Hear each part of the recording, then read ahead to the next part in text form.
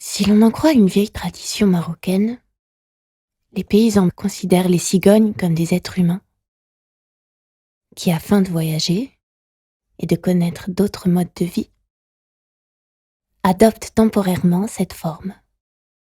Puis, de retour au pays, reprennent leur apparence première. C'est surtout un mouvement pour les droits de la femme et pour donner un soutien aux femmes pour qu'elles puissent devenir un peu plus indépendantes.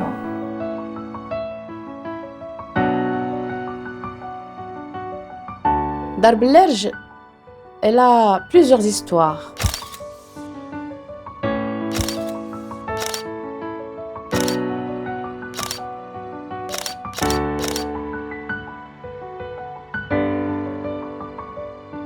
Il frappe à une porte, un gardien ouvre, et c'était, comme elle me l'a dit avec ses mots, plein de cadavres d'oiseaux.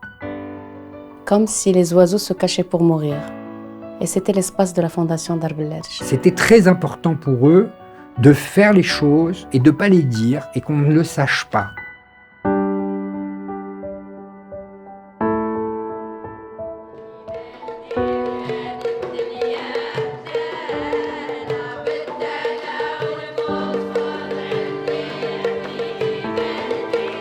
J'ai besoin d'une équipe qui joue comme une famille.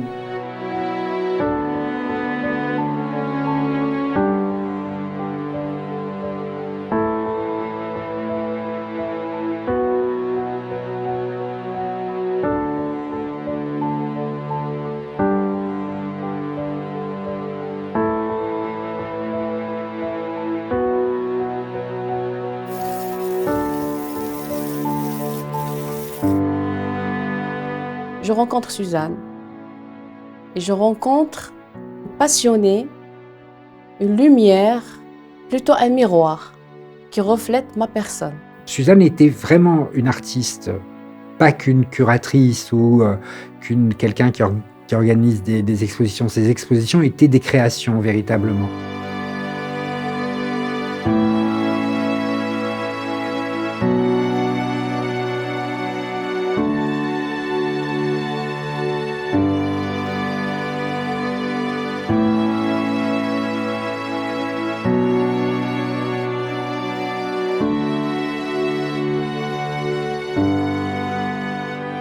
On était tous en questionnement et grâce à elle, on a posé pas mal de questions sur nous, sur nos origines, et où est-ce qu'on va. Je pense, c'est une croyance presque, c'est de l'ordre de la croyance, que, je veux dire, il y a un potentiel créatif partout dans le monde. Ce qu'il faut, c'est créer les conditions.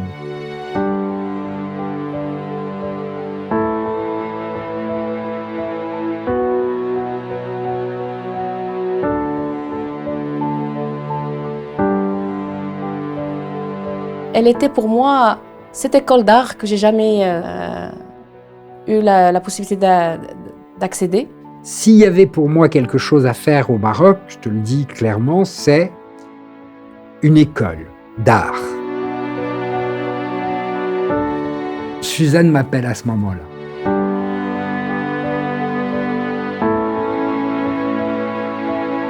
Je voulais rester dans cette approche d'art contemporain, mais en impliquant le corps.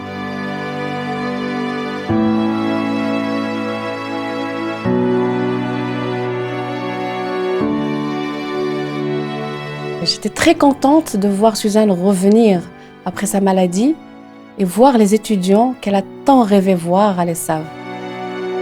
Permettre à ces imaginaires de s'exprimer.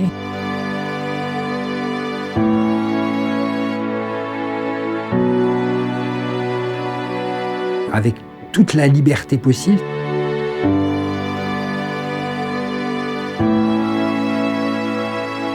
La formation, c'est pas de la transmission de savoir.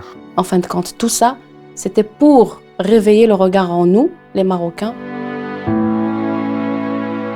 Que ceux qui sont passés par l'école ont conscience de la chance qu'ils ont eue et secrètement, sans doute, remercient en fait Max et Suzanne d'avoir permis à ce projet d'exister. Ce lieu-là, depuis sa création, et aussi avec l'énergie des deux espaces tellement ouverts, en mouvement jusqu'à aujourd'hui, le pousse à se révolter, à toujours garder cette énergie-là. J'ai confiance dans l'avenir de l'école, vraiment. Avec tout ce que fait Darb el Erj et tout ce qu'on fait à Darb el Erj et aussi à Les Saves, je peux comprendre que c'était une expression avant-gardiste. Je trouve que c'est un modèle assez particulier. Il faut faire attention à notre identité pour qu'elle ne devienne jamais orpheline. Financer une école et un lieu de culture et un lieu de développement social et culturel comme Darb el Erj, c'est assez unique. Un but aussi de Darb el Erj, c'est que notre public visé, c'est avant tout les Marocains. Elle a voulu voir les Marocains, elle a voulu voir les enfants de la Médina qu'elle a traversée en 96, traversée par ces 3 accès, la cour de Darb el Erj.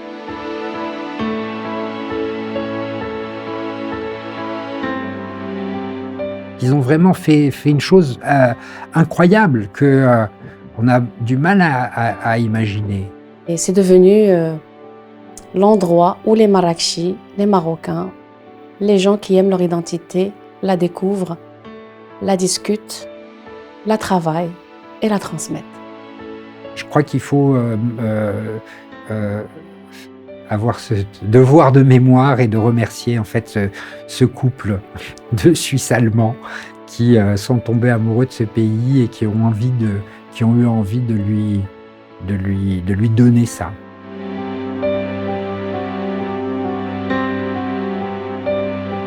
Elle avait un sourire magnifique ce jour-là. Elle avait un visage lumineux.